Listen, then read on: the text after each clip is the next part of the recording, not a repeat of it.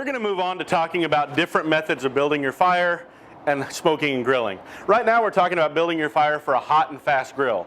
This is going to be something that's going to benefit on lean proteins, on things like steaks and burgers and dogs and even pork chops, where you want to have a good hot coal bed underneath that's not indirect. So you remove your heat shield and you go directly into your firebox. You want to spread your coals out evenly to allow as most oxygen as possible to get up into your charcoal. So go ahead and spread them out, creating two zones like we always talk about, because on charcoal you don't have a knob to control your heat. So you spread about halfway, maybe a little bit more, out of your firebox, and you move that down into the smoke position to light your grill.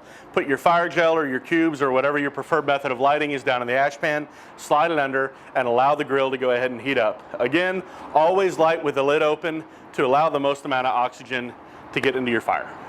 Once your charcoal is lit and the fire's kind of gone down in the ash pan but your charcoal is burning, go ahead and raise your firebox up to between the smoke and the bake position, somewhere in the range of about 14 inches below your grate. That's kind of the average when you're doing hot and fast grilling. Make sure it's in the correct position, your doors are closed, and your vents are open. For hot and fast, you can open your vents all the way.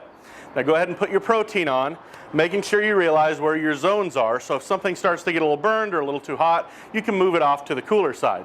You can also use the main benefit of the Hasty-Bake, the indicator, to move your firebox lower down from bake, maybe even into the smoke position, to do a little bit of hot smoking in order to get that fire separated from your meat if you built a little bit too big of a fire. That way you don't end up burning the proteins that you're cooking. When you're all done with your grill, take the protein off, clean it as always. You can lower your firebox all the way down until it touches the bottom of your ash pan.